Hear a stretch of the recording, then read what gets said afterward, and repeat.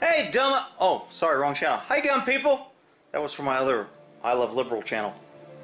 Hey, we're going to talk about copper fouling or copper fouling on a gun. Now, I usually just carry this little. It's in my shorts, in case you can see it. I got it focused on right here because I'm going to be working right here. So, 5-shot, 357. This is a really short barrel. And because when a bullet goes through a barrel, it compresses and it hits the lands and grooves on a barrel to cause the spin. When it comes out, it kind of crushes the bullet, and these copper shavings kind of get on the barrel. And I've heard it called copper fouling, or your barrel's coppered up, or use copper defouler or whatever. Look, the longer the barrel is more prevalent in rifles because this bullet is only in the barrel for this length of time. So you're not going to get a whole lot of copper fouling in the in short barrels. Let me turn down my meditation music in case that's coming in too loud. So when this bullet goes through here, it's being compressed and kind of crushed down to get the spin on the lands and grooves. Let me see if I can get a little flashlight in there. Guess I should have planned this better. I know I got a flashlight around here, I just never can find it when I need it. So, if you look in this barrel here, you can kind of see the twist in the lands and grooves in this barrel. Well, what copper fouling does is each time you fire a bullet through here, a little bit of this copper comes off the barrel and it coats the barrel. Now, is that a big deal? In a handgun, probably not. I'm going to go ahead and again, when I use something like this, I usually just use a little bit of Hoppies or Shooter's Choice. I thought I had some Shooter's Choice around here. I think Shooter's Choice will do it too. And then I'll just run a patch through it, let it set for a minute and soak, and then I'll clean it out. And that'll remove some of that filings. Is it really imperative? I don't know if you can kind of see the crown on this barrel, and you can kind of see, I'm looking at a little bitty screen, but I'm thinking it's coming up on those little lands and grooves. And I'm going to do a little drawing to show you, and I'll splice this in, on how, when you don't clean the copper out of your barrel, how it affects the bullet. And it affects it, obviously it affects it more at a longer distance. So I'm going to go ahead and clean this one, and I'll just make this the start of the vehicle, and then I'll get my little chalkboard out and we'll go from there. Okay, so I cleaned out the barrel, I put a little Hoppies on the Q-tip. Oh, let me spin my little thing so I can see what the hell I'm doing. So I put a little Hoppies on the Q-tip, kind of rubbed it around the inside the barrel, let it set for a minute or so, put one patch through it, kind of got that off that patch, and then put this patch. Now, I haven't shot this gun in a long time, and I usually clean it every time I shoot it, but I carry it in my pocket, I leave it in the car. I'm always shoving it in and out of different pockets, maybe in my sock, a ankle holster. So this gun gets carried and kind of used a lot, but it's not fired a lot. And then I took a clean patch and I got that kind of off it, and just kind of, again, just patched it a few times. And I showed you the barrel before, so let's take another look at it now and see if you can see the difference,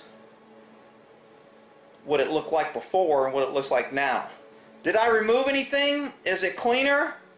I don't know. You guys can pick it apart and tell.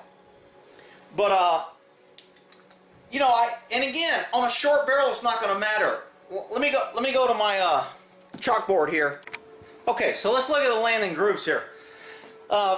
If this is a barrel, like I just showed you, the little grooves are the things that are kind of like cut into the barrel, and the lands is a smooth part of the barrel. So what happens when you have a barrel, so people understand why this is happening and why this is important to clean the defiling or decoppering your stuff. Why am my little thing switching? Hey, all right, there we go. So this is the center of the barrel. So if I could put the little dot here in the center, but I just want it to be nice and big.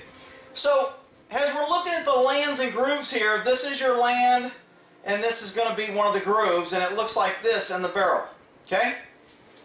A lot of people think the copper fills up in the groove.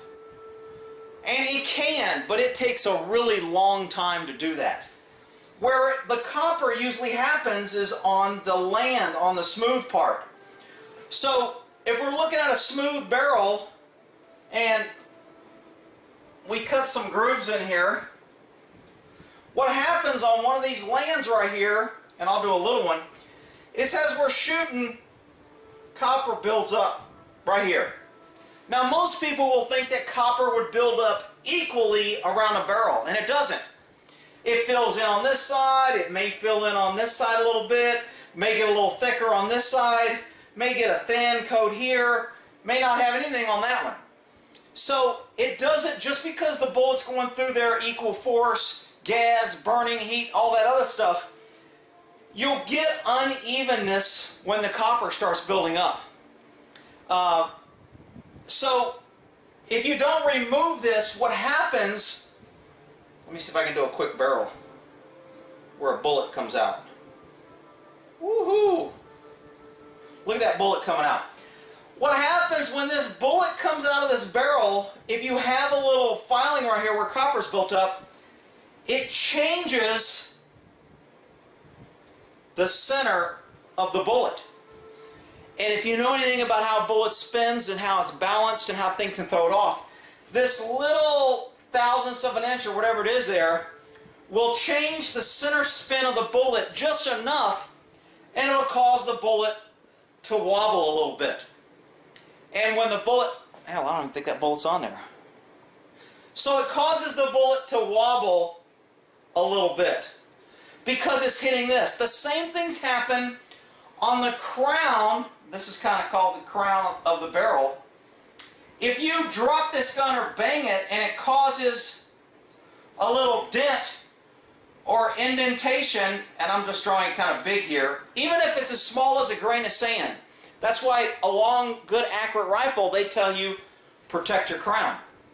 Because if you dent that and you cause this little indentation, not only when all the gases are coming out are the gases going to be different, but you're going to get a little extra drag, you're going to get a little extra throwing off the center of the spin of the bullet, and that little spin, again, on a pistol, isn't going to make a whole lot of difference because it's short barrel and short distance. On a rifle with long barrels and long distance, it makes a big difference in your accuracy. Now, is it going to throw it off 5 inches? Well, it depends. I mean, I don't know exactly how much it's going to throw it off. It would depend on how thick. Is it a whole bunch on one side and none on the other?